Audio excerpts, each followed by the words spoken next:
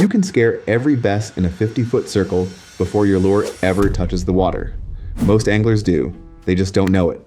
Stand tall on the bank. Drop a tackle tray on an aluminum deck. Slap your first cast right on top of the spot. Any one of those three, and the fish already know you're there. 3 mistakes. None of them are about which lure you tied on. None of them are about line, leader, or color. They're all about you, what you do in the 30 seconds before you fish. I'll get to all 3 in the next 4 minutes. But first you need to understand why bass leave before you've even started fishing, and why this gets worse the shallower you go. One of these 3? You're probably doing it right now, even from a boat. Quick context. A bass doesn't need to see you. It feels you. The lateral line, that row of pores running down its side, picks up vibration and pressure waves from a long way off. Sound travels more than 4 times faster underwater than it does through air. So when I say 50 feet, I'm not exaggerating. In calm water, it can be more. Mistake 1, your shadow. You walk up to the bank with the sun behind you. Your shadow stretches 20 feet over the water. Every fish under that shadow just registered a predator overhead. Birds eat bass. Bass know what a shadow means. Check the sun before you check the cover. If the sun's at your back, your shadow lands on the exact spot you want to fish. Move around it. Crouch. Approach from a flatter angle. On bright days, this single change will outfish every lure swap you make. Mistake 2, footsteps and deck noise. This one I learned the hard way, and not even with a bass. I saw a pike sunbathing in maybe a foot of water, right against the edge. I wanted a photo, so I started creeping toward it. Slow, careful. I thought I was silent. One more step. Gone.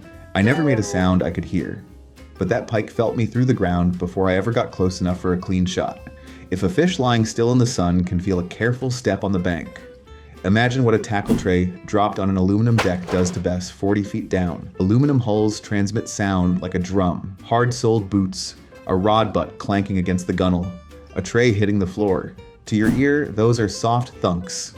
Underwater, the hull carries them outward in every direction. Carpet on the deck barely helps. Fiberglass is quieter than aluminum, but still loud. So, soft shoes. Set tackle down, don't drop it.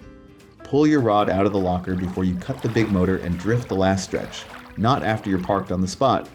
And on the bank. Soft steps on the last 20 feet. Always. The pike taught me that one. Mistake 3. This one's the killer. You cast straight at the spot. The lure lands, splash. The fish under that cover didn't just get teased, they got dropped on from above. They're not biting. They're tucked tight against the wood, waiting for whatever just attacked them to go away. Bass don't sit out in the open. They sit under cover, on the edge of cover, or tight to structure. When your jig lands 2 feet from a stump, the fish behind that stump doesn't see food. It sees incoming danger. Cast past it, 10 to 20 feet past the cover, then bring the lure to it. The bass sees a meal swimming toward its ambush spot, not something falling out of the sky onto its head. That's the whole difference between a reaction strike and a fish that won't move for an hour.